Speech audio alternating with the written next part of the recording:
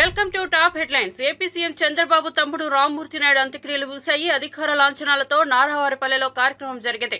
తమ్ముడు సీఎం చంద్రబాబు నాయుడు రామ్మూర్తి నాయుడు పాడమోశారు. రామ్మూర్తి నాయుడు అంత్యక్రియల్లో నారా నందమూరి కుటుంబ సభ్యులు పాల్గొన్నారు. నారా రామ్మూర్తి నాయుడు తెలుగుదేశం పార్టీ తరపున 1989లో చంద్రగిరి నుంచి పోటీ చేసి ఎమ్మెల్యేగా గెలుపొందారు. ఆ తర్వాత వివిధ పదవుల్లో పార్టీకి ప్రజలకు సేవ చేశారు. కొంతకాలంగా అనారోగ్యంతో బాధపడిన ఆయన పరిస్థితి విషమించడంతో హైదరాబాద్ గచ్చిబౌలిలోని ఏఐజీ ఆసుపత్రికి తరలించారు. అయితే చికిత్స పొందుతూ ఆయన మృతి చెందారు. దీంతో ఆయన భౌతిక కాయాన్ని హైదరాబాద్ నుంచి స్వగ్రామం నారావారిపల్లెకు తరలించి అంత్యక్రియలు పూర్తి చేశారు.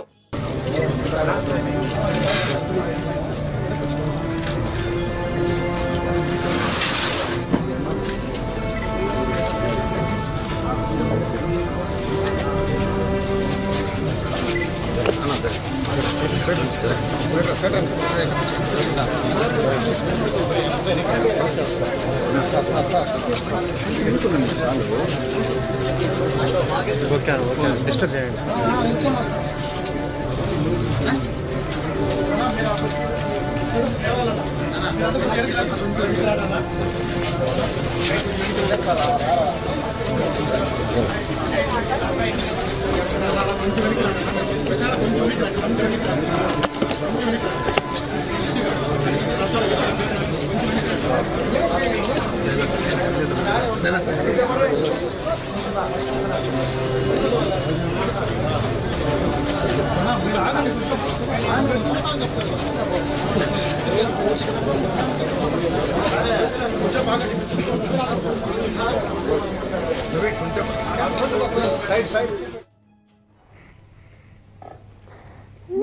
నారావారిపల్లెలో రామ్మూర్తి నాయుడు అంత్యక్రియలు అధికార లాంఛనాలతో జరిగాయి. ఖర్జూర్ నాయుడు అమ్మనమ్మ సమాధుల పక్కనే నారా రామ్మూర్తి నాయుడు అంత్యక్రియలు జరిగాయి. టీడీపీ కార్యకర్తలు అభిమానులు పెద్ద ఎత్తున తరలి వచ్చారు. అంతకుముందు జరిగిన అంతిమ యాత్రలో తమ్ముడు నారా రామ్మూర్తి నాయుడు పాడెమోశారు సీఎం చంద్రబాబు. ఈ అంతిమ యాత్రలో నారా భువనేశ్వరి, బ్రాహ్మణి, నారావారి కుటుంబ సభ్యులు పాల్గొన్నారు. తమ్ముడి పాడెమోశారు సీఎం చంద్రబాబు. నారా రామ్మూర్తి నాయుడు అంతిమ యాత్రలో అక్కడ గ్రామస్తులు, సన్నిహితులు, బంధువులు, అలాగే టీడీపీ కార్యకర్తలు ఎటు చూసినా కూడా నారావారి పల్లెలో విషాద ఛాయలే అలుముకున్నాయి.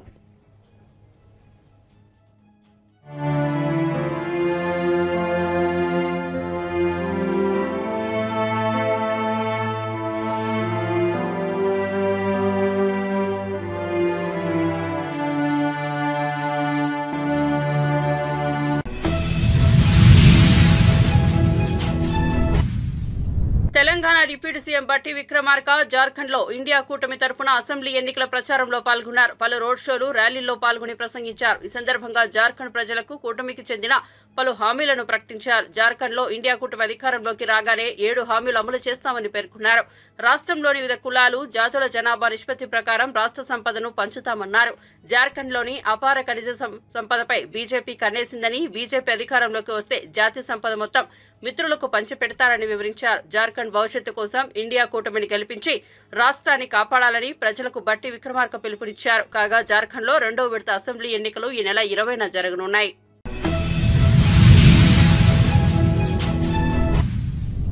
మహారాష్ట్ర అసెంబ్లీ ఎన్నికల ప్రచారంలో జనసేన అధినేత AP deputy CM Pawan Kalyan కీలక వ్యాఖ్యలు చేశారు. బల్లాపూర్లో పర్యటించారు. ఈ సందర్భంగా మాట్లాడుతూ బల్లాపూర్ ఒక మినీ భారతదేశమని, ఇక్కడ అన్ని ప్రాంతాల ప్రజలు కలిసి ఉంటారని పేర్కొన్నారు. మన బతుకమ్మ, మన సమ్మక్క సారక్క జాతర ఇక్కడ ఈ నేలపై జరుగుతుందని తెలిపారు. కొంతమంది హైదరాబాద్ నుంచి వచ్చి మన సమ్మక్క సారక్క జాతరను, బతుకమ్మను అపహాస్యం చేస్తారని ఆవేదన వ్యక్తం చేశారు. అన్ని మతాలను సమానంగా చూసే మన సనాతన ధర్మంపై దాడి జరిగితే తాను ఖచ్చితంగా బయటకు వస్తాను, పోరాడతానని ప్రకటించారు.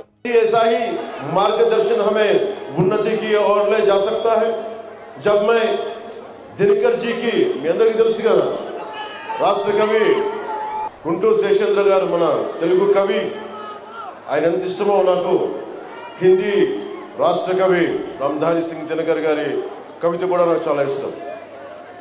परशुराम की प्रतीक्षा చాలా సార్లు నేను ఓటమిలో ఉన్నప్పుడు రామధారి సింగ్ దినకర్ గారి परशुराम की प्रतीक्षा చదివి ధైర్యం తెచ్చుకున్నవాడు.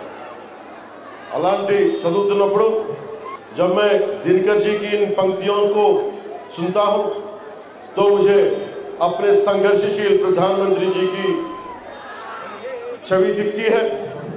मैं वो पंक्तियां सुनना चाहता हूं। मैं रामधारी सिंह दिनकर गारी कविता चलता ఉంటే ప్రధానమంత్రి గారు గుర్తొస్తారు। ప్రధానమంత్రి గారు కష్టం, ప్రధానమంత్రి గారి ఇబ్బందులు, ఆయన ఎన్ని తట్టుకొని నిలబడ్డారు। ఆయన తిట్టని వాళ్ళు లేరు। ఆయన టీ అమ్ముకునేవాడు, ఒక ఛాయ్ వాళ్ళ ప్రధానమంత్రి ఎలా అవుతాడు, వచ్చి ఇక్కడ అమ్ముకో మేము కొట్టు పెడతామని అంత అవహేళనతో మాట్లాడారు। అలాంటి వ్యక్తి ఒక్కసారి కాదు, 2 సార్లు కాదు, 3 సార్లు ప్రధానమంత్రి అయ్యారు। మూడోసారి ఆయన ప్రధానమంత్రి కాకూడదని అందరూ అనుకుంటే నేను పట్టుబట్టి ఆంధ్రాలో తెలుగుదేశం, భారతీయ జనతా పార్టీ, మన జనసేన పక్క నుండి 175 సీట్లకి 25 పార్లమెంట్ సీట్లకి 93% स्ट्राइकिंग रेट तो जनसेना 100% स्ट्राइकिंग रेट तो మనం విజయం సాధించాం। संघर्षशील प्रधानमंत्री जी की ही मैं छवि दिखती है। मैं वो पंक्तियां सुनना चाहता हूं। वसुधा का नेता कौन हुआ, भूखंड विजेता कौन हुआ, जिसने ना कभी आराम किया, विघ्नों में रहकर नाम किया। वसुधा का नेता कौन हुआ, भूखंड विजेता कौन हुआ, जिसने न कभी आराम किया, विघ्नों में रहकर नाम किया।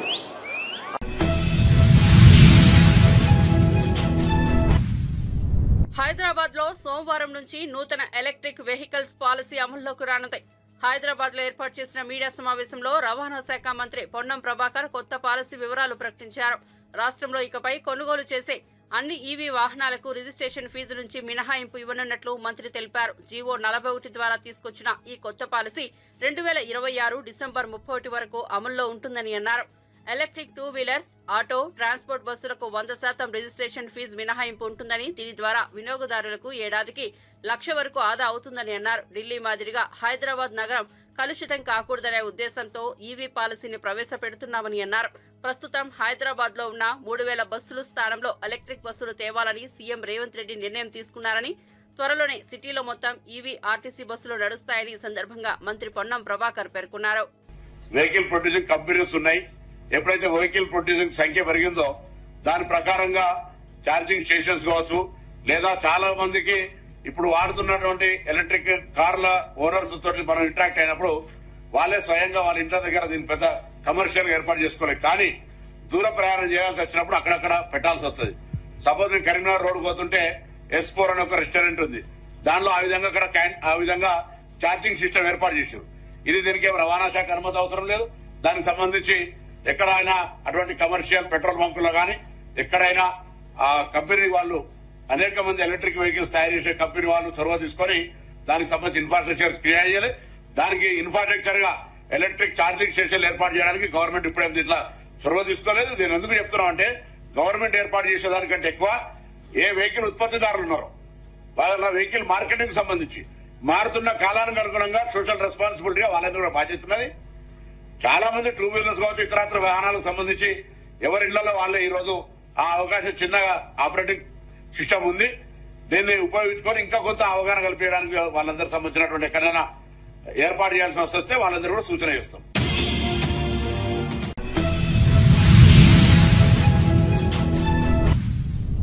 ఉద్యోగుల సొమ్ము ఇతర అవసరాలకు వినియోగించారని కూటమి ప్రభుత్వం తప్పుడు ఆరోపణలు చేస్తోందని మాజీ ఆర్థిక మంత్రి బుగ్గన రాజేంద్రనాథ్ రెడ్డి అన్నారు। అప్పుల లెక్క విషయంలో గత ప్రభుత్వంపై టీడీపీ నేతలు చేస్తున్న ఆరోపణలపై ఆయన ప్రెస్ మీట్ నిర్వహించారు। టీడీపీ హయాంలో పబ్లిక్ అకౌంట్లోని 57,378 కోట్లు ఇతర పర్సన్స్ లకు వాడారని, వైఎస్ఆర్సీపీ హయాంలో ప్రభుత్వ అవసరాలకు వినియోగించిన పబ్లిక్ అకౌంట్ నిధులు 655 కోట్లు మాత్రమేనని బుగ్గన వెల్లడించారు। ఏర్పాటు చేసుకునేటప్పటికి 19,138 కోట్లు పబ్లిక్ అకౌంట్ లో ఉన్నది।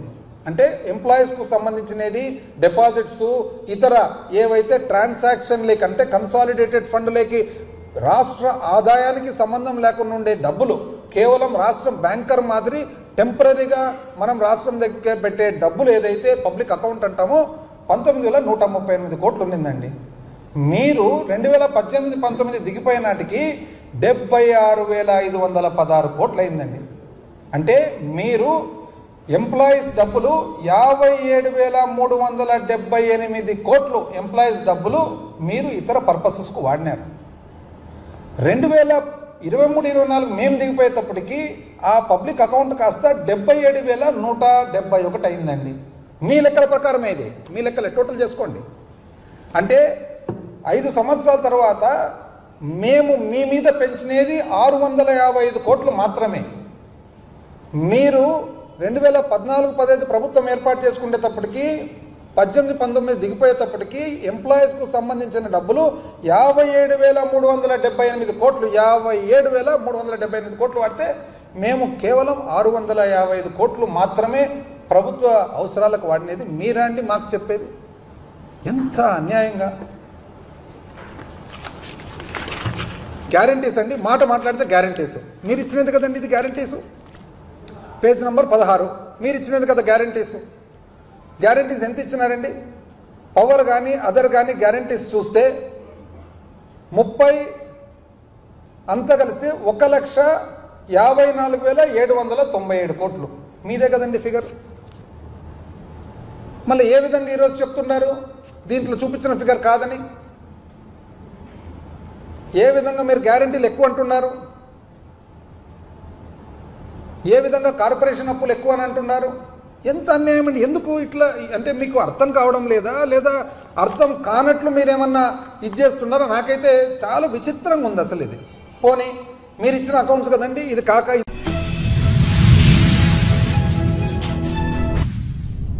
కేంద్ర మంత్రి కిషన్ రెడ్డిపై తెలంగాణ కాంగ్రెస్ అధ్యక్షుడు ఎమ్మెల్సీ మహేష్ కుమార్ గౌడ్ మరోసారి తీవ్ర వ్యాఖ్యలు చేశారు.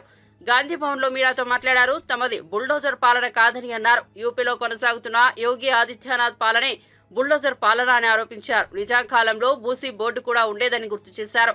లగచర్ల దాడిలో కేటీఆర్ ఉన్నాడని స్పష్టమైంది. కాబట్టి డైవర్ట్ చేయడానికి కిషన్ రెడ్డి బస చేస్తున్నారని ఎద్దేవా చేశారు.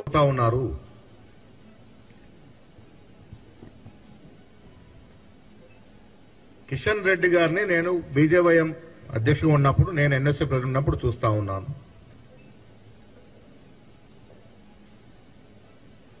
కేంద్ర మంత్రిగా ఉండి ఒకరోజు కోసము ఆ ఫోటో ఫినిష్ నిద్రలేమిటి అని అడుగుతా ఉన్నాను. ఏం వాస్తవాలు తెలుసో మీరు చెప్పాలి దయచేసి ప్రజలకి. మీరు ఒక్కరోజు నిద్రలో ఏం తెలుసుకున్నారో ప్రజలకు చెప్పాలి. మాట అంటే రిటర్నింగ్ వాల్ గురించి మాట్లాడుతా ఉన్నారు. ఎస్, డిపిఆర్ వచ్చిన తర్వాత ఏది ఎక్కడ ఏ వాల్ వస్తుంది, ఏ సురక్షితంగా రేపు మూసీ నది పరిపూర్ణంగా ప్రవహించడానికి ఇరువైపులా సేఫ్టీ మెజర్స్ ఏమేమి తీసుకుంటారో డిపిఆర్ డెఫినెట్ గా మీకు అన్ని తెలుస్తాయి. నేను మళ్ళీ చెప్తా ఉన్నాను, మా ప్రభుత్వం కట్టుబడి ఉంది. రేవంత్ రెడ్డి గారు ముఖ్యమంత్రిగా ఈ ప్రభుత్వం మూసీ ప్రక్షాళన జరిగేటప్పుడు ఏ ఒక్కడికి కూడా అన్యాయం జరగకుండా, ఏ ఒక్కడిని కూడా నిరాశ్రయుడు కాకుండా చూసుకునే బాధ్యత మాది. ఇది సోనియా గాంధీ గారి యొక్క పార్టీలో జరుగుతున్నటువంటి ప్రభుత్వము, రాహుల్ గాంధీ ఖర్గే గారి యొక్క అడుగుజాడలు నడుస్తున్న ప్రభుత్వము, ఎస్సీ ఎస్టీ బీసీ ఓబీసీ మైనారిటీలకు కట్టుబడినట్టు ప్రభుత్వం. ఏ బీదవాడికి కూడా నష్టం జరగకుండా చూసుకునే బాధ్యత గల ప్రభుత్వం ఇది. మీలాగా గుజరాత్ లో, అహ్మదాబాద్ లో కొన్ని వేల కుటుంబాలను నిరసనాలు చేసి ఈ రోజుకు పట్టించుకోలే, కోట్ల చుట్టూ తిరుగుతా ఉన్నారు. మేము ఇక్కడ మూసీ విషయంలో ఎవరైతే ఇల్లు కోల్పోతారో ప్రతి వ్యక్తికి, కోల్పోయిన ప్రతి వ్యక్తికి ఇల్లు ఇస్తామని చెప్తా ఉన్నాం. దానికి కట్టుబడి ఉన్నాం.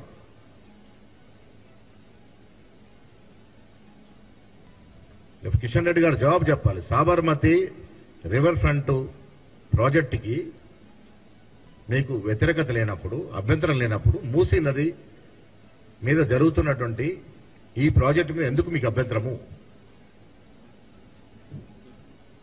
గుజరాత్ రాష్ట్రంలో జరుగుతున్నటువంటి అభివృద్ధి మాత్రం అభివృద్ధి, మన రాష్ట్రంలో మాత్రం జరగకూడదు.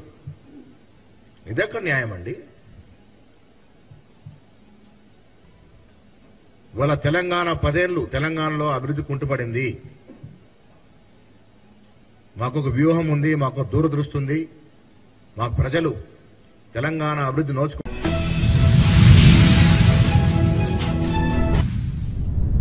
ధర్మకర్తల మండలి ఎక్స్ అఫీషియా సభ్యుడిగా ఈవో శ్యామలరావు ప్రమాణ స్వీకారం చేశారు. ఈ మేరకు తిరుమల ఆలయ ప్రాంగణంలోని బంగారు వాకిల వద్ద శ్యామలరావుతో అదనపు ఈవో వెంకయ్య చౌదరి ప్రమాణం చేయించారు. ఈ సందర్భంగా ఈవో శ్యామలరావుకు టీటీడీ అధికారులు స్వామివారి తీర్థ ప్రసాదాలు చిత్రపటాన్ని అందజేశారు.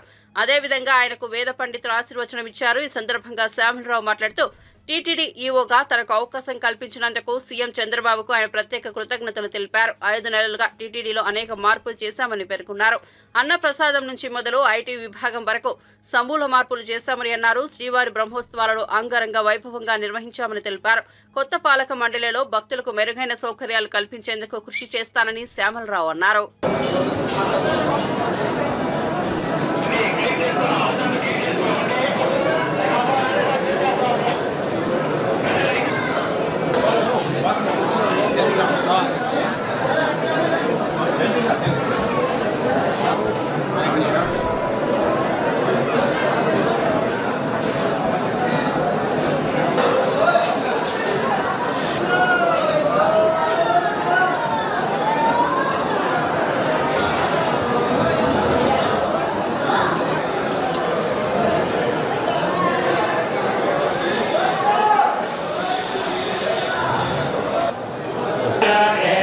आयुष्याभिवर्धनमस्नुते तेन लक्ष्मीनान्ति सञ्जयति तम्भगे यद्भागे वरुणगे श्रीनिवासः परमागतिर्नः भाग्यलक्ष्मीः सर्वदा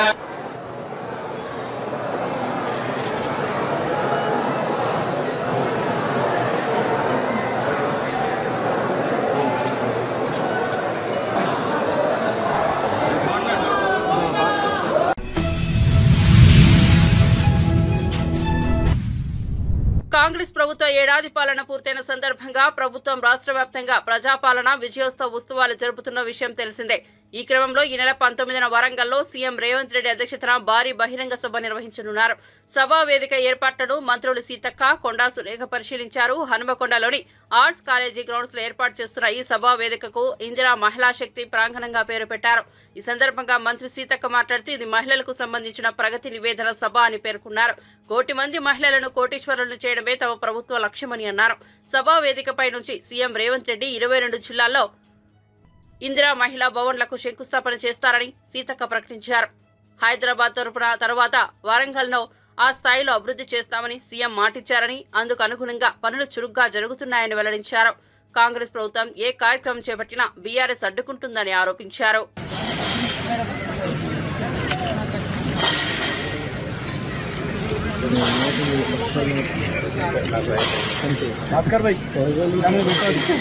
అలా అత్యధికంగా డబ్బులున్న పార్టీ ఏది, అత్యధికంగా ఇన్కమ్ ఉన్న పార్టీ ఏది అంటే బీఆర్ఎస్ పార్టీ అనేది వచ్చింది వాళ్ళకు.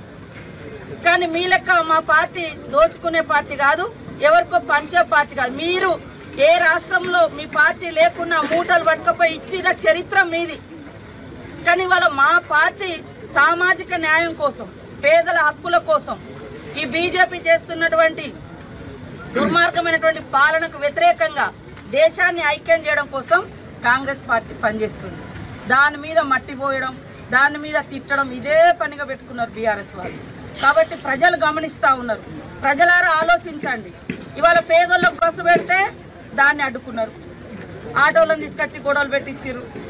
ఇవాళ రైతు రుణమాఫీ చేస్తే కాలేదని, అరే నేను లెక్కలు తీస్తున్నా, నా దగ్గర ఉన్నాయి.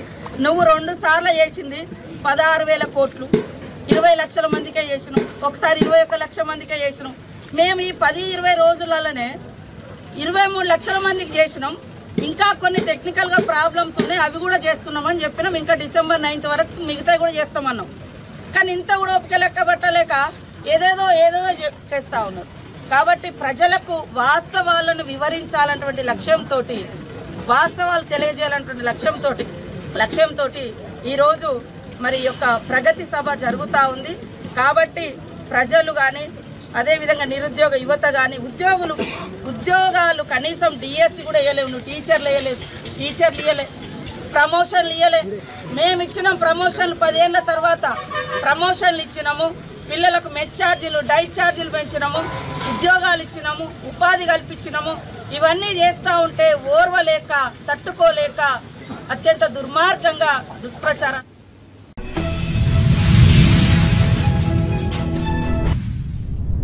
రాష్ట్రంలో అధికారం కోల్పోయిన వైసీపీ పరిస్థితి దారుణంగా తయారైంది. ఇప్పటికే పలువురు మాజీ మంత్రులు, ఎమ్మెల్యేలు, ఎంపీలు వరుసగా ఆ పార్టీని వీరి మరో పార్టీలో చేరారు. ద్వితీయ శ్రేణి నాయకులు కూడా వారి వెంటే ఒక పయనం అంటూ కండువాలు మార్చేశారు. ఈ క్రమంలో పశ్చిమ గోదావరి జిల్లాలో ఆ పార్టీకి ఊహించని షాక్ తగిలింది.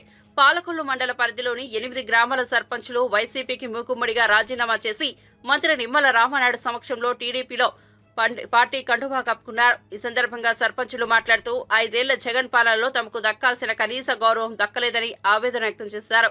గ్రామ అభివృద్ధిని ఆకాంక్షించి అప్పులు చేసి అభివృద్ధిని పనులు చేపడితే ప్రభుత్వం నిధులు మంజూరు చేయలేదని మండిపడ్డారు. కొందరు సర్పంచులు అప్పుల బారుతో ఆత్మహత్యలకు కూడా పాల్పడ్డారని గుర్తు చేశారు. ఈ క్రమంలో గ్రామాల అభివృద్ధిని దృష్టిలో పెట్టుకుని తాము టీడీపీలో చేరుతున్నామని సర్పంచులు వెల్లడించారు.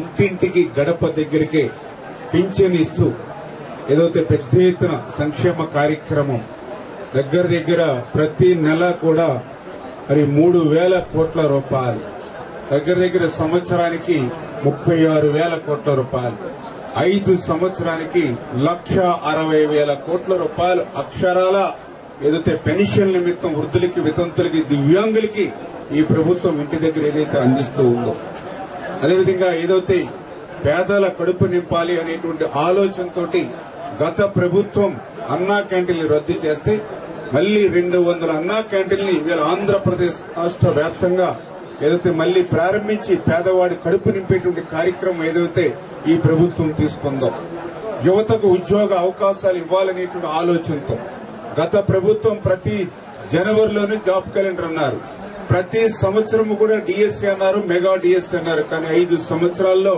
జాబ్ క్యాలెండర్ ఊసే లేదు, డిఎస్సీ ఊసే లేదు. కానీ ఈ ప్రభుత్వం అధికారంలోకి వచ్చిన తర్వాత మళ్లీ పెద్ద ఎత్తున 16,000 పోస్టులకి డిఎస్సీ నోటిఫికేషన్ ఇచ్చి ఇవాళ యువతకు ఉద్యోగ అవకాశాలు ఇచ్చే విషయంలో గాని, ఏదైతే మనందరికీ కూడా మన ఆస్తుల మీద మనకు హక్కు ఉండేటువంటి విధంగా, ఎందుకంటే గత ప్రభుత్వం ప్రైవేటు ఆస్తులను కూడా కొల్లగొట్టేటువంటి విధంగా ఏదైతే ల్యాండ్ టైటిలింగ్ యాక్ట్ ఏదైతే తీసుకొచ్చిందో దాన్ని రద్దు చేసి ఈ రోజు మళ్లీ మన ఆస్తుల మీద మనకి హక్కులు ఇచ్చి రక్షణ కల్పించేటువంటి విధానం ఏదైతే ఈ ప్రభుత్వం తీసుకున్నదో, అదేవిధంగా ఏదైతే ఇన్ని సంక్షేమ కార్యక్రమాలు ఒక పక్కన అమలు చేసుకుంటూ మరి ఒక పక్కన ఈ యొక్క రాష్ట్రానికి రాజధాని మరి వెళ్లి ఒక ప్రపంచ రాజధాని అమరావతి నిర్మాణ విషయంలో గాని, అదేవిధంగా ఏదైతే ఈ యొక్క రాష్ట్రాన్ని కరువు రహిత రాష్ట్రంగా మార్చేటువంటి పోలవరం ప్రాజెక్టును మళ్లీ పరిగెట్టించి పనిచేసేటువంటి విధానం గాని, గత ప్రభుత్వంలో ఈ రాష్ట్రంలో ఉన్నటువంటి పరిశ్రమలు గాని, పారిశ్రామికవేత్తలు గాని ఏదైతే ఇతర రాష్ట్రాలకి పోయారో. వైసీపీ సోషల్ మీడియా కార్యకర్త వర్రా రవీంద్రారెడ్డిని పోలీసులు అరెస్ట్ చేసిన విషయం తెలిసిందే. CM Chandrababu, deputy CM Pawan Kalyan, హోంమంత్రి అనిత, వైఎస్ షర్మిల, విజయమ్మపై సోషల్ మీడియాలో అసభ్యకర పోస్టులు పెట్టినందుకు ఆయనపై కర్నూలు జిల్లా ఎమ్మిగనూరులతో పాటు రాష్ట్రంలోని వివిధ ప్రాంతాల్లో కేసులు నమోదయ్యాయి. ఈ మేరకు ఆయన పోలీసులు అరెస్ట్ చేసి పత్తికొండ కోర్టులో ప్రవేశపెట్టారు. దీంతో వర్రా రవీంద్రారెడ్డికి ధర్మాసనం రిమాండ్ విధించింది. అయితే తన భర్త వర్రా రవీంద్రారెడ్డి అరెస్టుపై భార్య వర్రా కళ్యాణి ఆవేదన వ్యక్తం చేశారు. తన భర్తను ఈ నెల 11న అదుపులోకి తీసుకున్నారన్నది అవాస్తవమని ఆమె చెప్పారు. 8న కర్నూలు టోల్ ప్లాజా వద్ద అదుపులోకి తీసుకున్నారని, 12న మెజిస్ట్రేషన్ ముందు హాజరుపరిచారని తెలిపారు. 3 రోజుల పాటు రవీంద్రారెడ్డిని చిత్రహింసలకు గురిచేసి తప్పుడు స్టేట్మెంట్ తీసుకున్నారని ఆరోపించారు. తన భర్తకు జరిగిన అన్యాయాన్ని అందరికీ తెలియజేస్తున్నారని వర్రా కళ్యాణి పేర్కొన్నారు.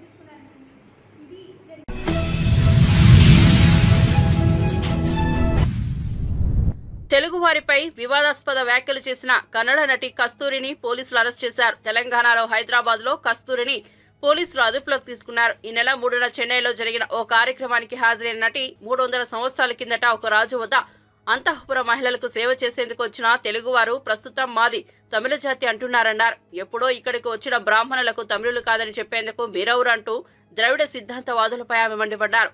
ఇతరుల ఆస్తులను లూటీ చేయవద్దని, ఇతరుల భార్యలపై మోజుపడొద్దని, ఒకరంటే ఎక్కువ మంది భార్యలను చేసుకోవద్దని బ్రాహ్మణులు చెబుతుండటంతోనే తమిళనాడులో వారికి వ్యతిరేకంగా ప్రచారం జరుగుతోందని విమర్శించారు. ఈ వ్యాఖ్యలపై 2 తెలుగు రాష్ట్రాలతో పాటు అటు తమిళనాడులోనూ పెద్ద ఎత్తున విమర్శలు వెల్లువెత్తాయి. వివాదం ముదురుతుందని గ్రహించిన కస్తూరి బహిరంగ క్షమాపణలు చెప్పారు. అయితే నటి వ్యాఖ్యలపై మహాజన సంఘం రాష్ట్ర సభ్యుడు పోలీసులకు ఫిర్యాదు చేయగా పోలీసులు కేసు నమోదు చేసుకున్నారు. కాగా అప్పటి నుంచి కస్తూరి పరారీలో ఉన్నారు. ముందస్తు బెయిల్ కోసం మద్రాస్ హైకోర్టు ఆశ్రయించగా ఆ పిటిషన్ను ఏకసభ్య ధర్మాసనం కొట్టివేసింది. తాజాగా హైదరాబాద్ లోని గచ్చిబౌలి పోలీసులు ఆమెను అరెస్ట్ చేశారు.